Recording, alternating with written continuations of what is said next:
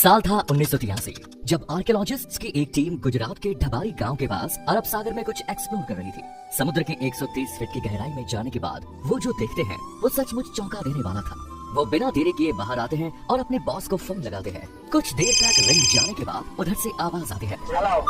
इसके बाद कोई आवाज नहीं आती क्योंकि हैरान परेशान आर्कियोलॉजिस्ट्स बिना रुके वो हाल सुनाना शुरू करते हैं जो उन्होंने समुद्र में देखा, और उसे सुनते ही बॉस के हाथ से फोन छूट जाता है। आखिर उन्होंने समुद्र में ऐसा क्या देख लिया कि उन्हें ठंड में भी पसीने आ गए, जिसे जानकर बॉस भी कुछ बोल नहीं पाए। जानने के लिए चलिए हमारे साथ अरब सागर की उसी गहराई में।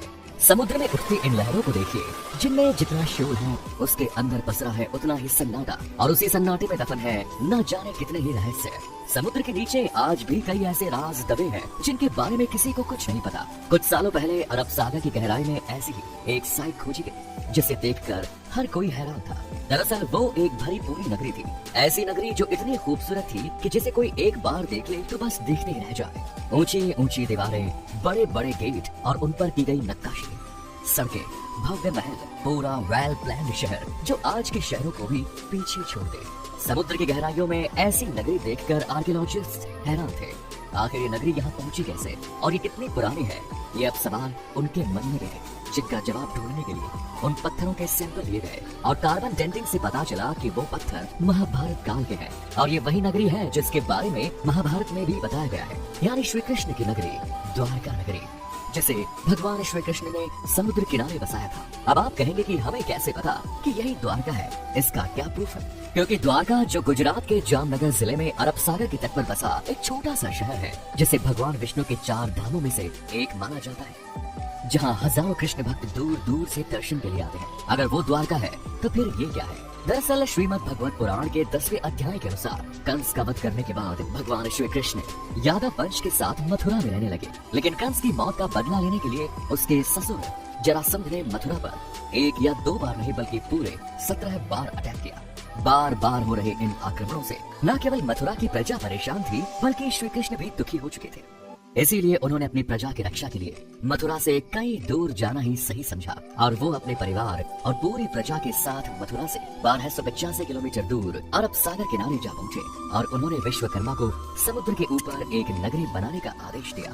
लेकिन समुद्र देव की मर्जी के बिना ये पॉसिबल नहीं था, इसलिए भगवान श्री कृष्ण ने समुद्र देव की पूजा की, जिससे खुश होकर समुद्र देव ने अरब सागर के बीचों बीच 12 योजन यानी करीब 153.6 किलोमीटर धरती गिफ्ट की। इसी भूमि पर भगवान विश्वकर्मा ने विशाल द्वारका नगरी का निर्माण किया। ये एक ऐसी नगरी थी जो आज की वेल प्लेन्ड सिटीज को भी मात दे सकती थी।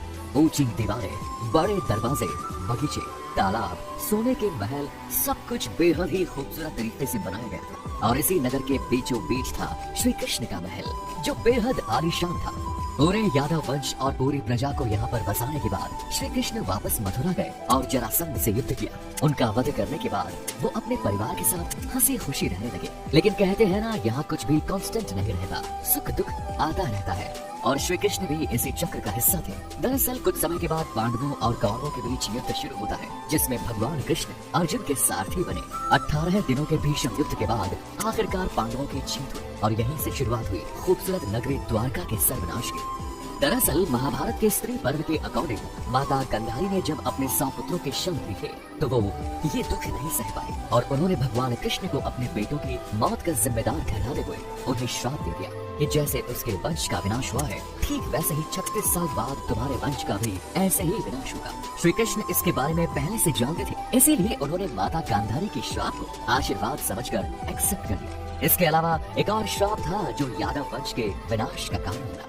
एक बार की बात है जब द्वारका के पास बसे पवित्र स्थल पिंडारक में कई ज्ञानी साधु संत आए हुए। उन्हें देखकर श्री कृष्ण के पुत्र सांब ने अपने दोस्तों के साथ मिलकर ऋषि मुनियों के साथ शरारत करने की सोची। फिर क्या था, सांब ने एक गर्भवती स्त्री का भेष बदला और पहुंच गया साधु संतों के पास। वहां जाकर उसने ऋषि मुनियों से अपने होने वाले बच्चे के बारे में पूछा। ऋषि मुनि अपने साथ हो रहे इस मजाक से क्रोधित हो गए, और उसने सांब को श्राप दे दिया कि वो एक लोहे के मूसल को जन्म देगा जो यादव वंश के विनाश का कारण बनेगा। अब श्राप तो एक ही भारी होता है, यहाँ तो 2 मिल चुके थे, और थोड़ी देर बाद सांब के कपड़ों से एक लोहे का मूसल मिला जब श्री कृष्ण के नाना उग्रसेन को इस पूरी कहानी का पता चला तो उसने उस लोहे के मूसल के टुकड़े किए और उन्हें समुद्र में फेंक दिया। यही उन्हें ये गलतफहमी हो गई कि ऐसा करने से उन्होंने यादव वंश को इस श्राप से बचा लिया, क्योंकि जैसे ही उग्रसेन मूसल के टुकड़ों को समुद्र में फेंकते तो उन्हें एक मछली निकल लेती और फिर वो मछली मछुआरों के जाल में जा फंसती। जब उन्हें चीरा जाता तो उनके पेट से उसी लोहे के मूसल के टुकड़े निकलते हैं। एक शिकारी उन लोहे के टुकड़ों से जहरीले तीर बना लेता है और ऐसे टुकड़े टुकड़े होने के बाद भी ये लोहे का मूसल एक बार फिर तैयार हो जाता है यादव वंश के विनाश के लिए। लेकिन कैसे? दरअसल 36 साल बीत चुके थे और वो समय आ चुका था जब माता गांधारी के श्राप को सच साबित हो रहा था। पूरा यादव वंश नशे की लत में डूब चुका था। धीरे धीरे उन्होंने आपस में ही लड़ना शुरू कर दिया। फिर क्या था, अंदर ही अंदर यादव वंश में युद्ध छिड़ गया।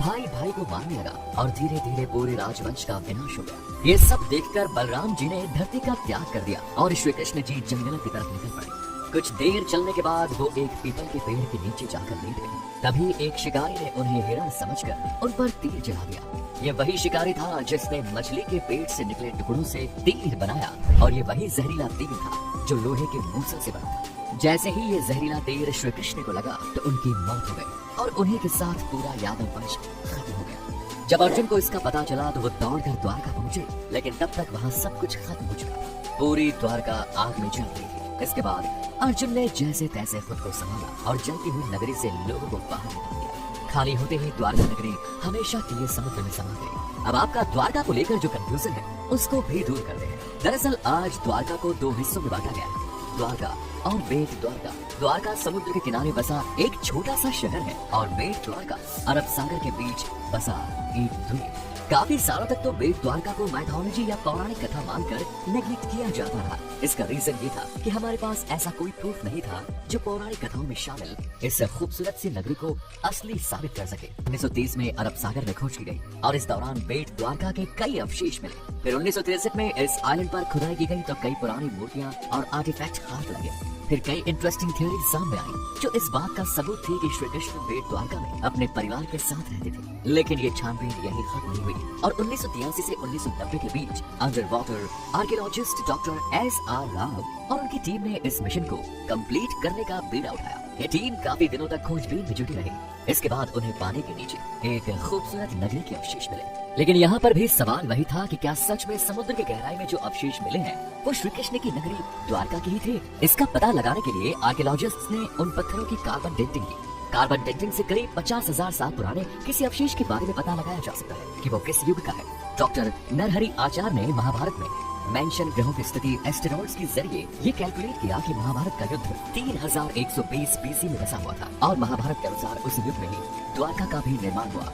जब पत्थरों की कार्बन डेटिंग की गई तो पता चला कि ये पत्थर उसी समय के हैं। लेकिन पत्थरों का क्या है, वो तो किसी भी युग के हो सकते हैं और इससे ये कैसे पता चला कि ये द्वारका के ही अवशेष है?